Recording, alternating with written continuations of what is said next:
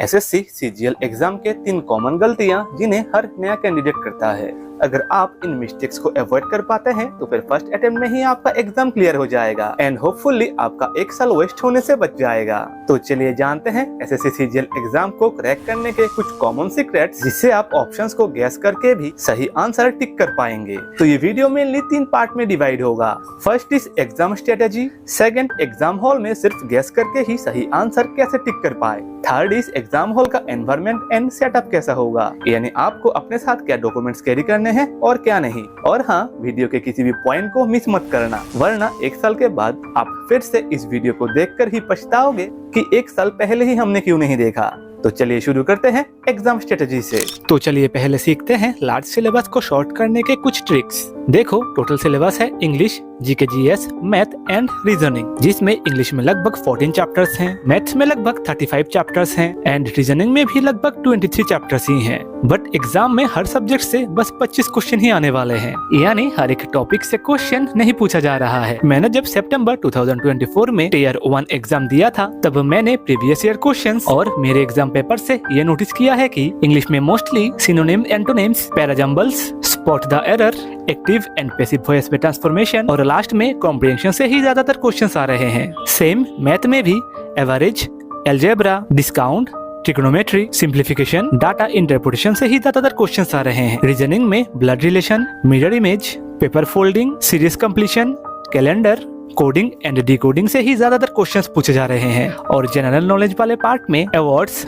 Dance, periodic table, solar system, reverse, articles and current agreements से ही ज्यादातर questions आ रहे हैं। नाउ यहाँ पर है हमारा second twist. Tyre 1 exam 200 marks का होता है, जिसमें टोटल 100 क्वेश्चंस पूछे जाते हैं। हर सही जवाब में +2 मिलता है एंड गलत जवाब में 0.5 माइनस होता है। और हमें यहाँ पर ही खेल खेलना है। इस एग्जाम को क्लियर करने के लिए जनरल वालों को बस 130 प्लस ही स्कोर करना है, ओबीसीओ को 120 और एसटी एंड एससी वालों को लगभग 100 मार्क्स चाहिए होता है। तो हमें सभी क्वेश्चंस आंसर करने की कोई जरूरत नहीं। अगर हम मैथ्स में 18, रीजनिंग में 18 से 20 और इंग्लिश में भी 18 से 20, बट इंग्लिश आसान होता है तो इसमें आप 20 प्लस भी स्कोर कर सकते हैं।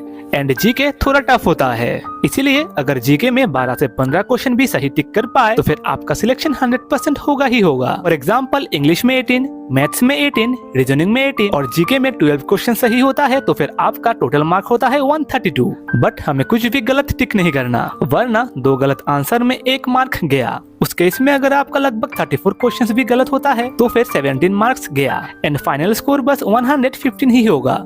इस केस में जनरल वालों का सिलेक्शन होना थोड़ा टफ होता है। बट मैंने तो स्टार्टिंग में गैस करके आंसर टिक करने का बात किया था। हाँ, तुक्का चलता है, बट सिर्फ मैथ में। मैंने ये नोटिस किया है, एग्जाम में जो मोस्ट ऑफ द क्वेश्चंस पूछे जाते हैं उनमें आंसर 1 होता है, और नहीं तो जिस ऑप्शन का आंसर सबसे छोटा होता है वही करेक्ट आंसर होता है। But in the worst case अगर कुछ भी समझ में नहीं आ रहा है तो फिर ये याद रखना कि हर कॉम्पिटिटिव एग्जाम में सबसे ज्यादा करेक्ट ऑप्शन सी ही होता है। बट मैथ्स में भी आपको सही आंसर गैस करने के लिए ये सभी फॉर्मूलास याद रखना होगा। अब बात करते हैं फॉर्म फिलअप से लेके एग्जाम हॉल तक पूरा एक्सपीरियंस कैसा होगा। एग्जाम का फॉर्म फिलअप करने के लिए सिर्फ 100 रुपए लगते हैं। SC, ST, girls, ex serviceman, PWD के लिए फॉर्म फिलअप फीस 0 होता है। फॉर्म फिलअप के लगभग 1.5 महीने बाद एग्जाम स्टार्ट होता है। एग्जाम लगातार 1 महीने तक चलता है। एग्जाम हॉल में हर दिन 3 शिफ्ट में एग्जाम होता है एंड सभी का एग्जाम टाइम होता है 1 आवर। नेक्स्ट, जब एग्जाम स्टार्ट होगा उससे कुछ दिनों पहले एग्जाम डेट आपके पास SMS से चला आएगा, बट आप उस वक्त अपने एडमिट कार्ड को डाउनलोड नहीं कर सकते। आपके एग्जाम के 4 दिन पहले ही एडमिट कार्ड डाउनलोड करने का ऑप्शन आता है। एडमिट कार्ड में आपका एग्जाम डेट, एग्जाम सेंटर का लोकेशन और किस शिफ्ट में आपका एग्जाम होगा वो सब लिखा होता है। अगर आपने आपका एप्लीकेशन फॉर्म खो दिया है जिसमें के रोल नंबर लिखा होता है तो फिर भी आप एसएससी के वेबसाइट में जाके सिर्फ आपका नाम और डेट ऑफ बर्थ से अपना रोल नंबर पता कर सकते हैं। अब ध्यान रखना, एग्जाम हॉल में सिर्फ एडमिट कार्ड और एक आइडेंटिटी प्रूफ जिसमें आपका डेट ऑफ बर्थ लिखा होता है, इसके अलावा कोई भी चीज अलाउ नहीं है। यहाँ तक बेल्ट, पर्स, सॉक्स तक बाहर छोड़ के जाना पड़ता है। खाली पैसा हम जेब में कैरी कर सकते हैं। ये खास ध्यान रखना कि रिपोर्टिंग टाइम के बाद किसी भी कैंडिडेट्स को अंदर नहीं घुसाया जाता, क्योंकि एग्जाम के लगभग आधा घंटा पहले आपको एग्जाम हॉल में भेज दिया जाता है। एग्जाम हॉल में जाते ही एक वेबकैम से आपका पिक्चर लिया जाता है और फिंगरप्रिंट स्कैन करने के बाद आपको आपका कंप्यूटर अलॉट कर दिया जाता है। फिर कंप्यूटर के अंदर आपके एडमिट कार्ड में जो पासवर्ड लिखा होता है वो डालना होता है, सिर्फ माउस का यूज करके, no use of keyboard. Next आपको सिलेक्ट करना होता है कि आप एग्जाम इंग्लिश में देंगे या फिर हिंदी में, जिसके बाद आपको एक पेपर और पेन दिया जाता है जिसमें आप रफ कर पाएंगे। नेक्स्ट एग्जाम टाइम के बस 1 मिनट पहले ही आपको ओके पे क्लिक करके एग्जाम स्टार्ट कर देना है।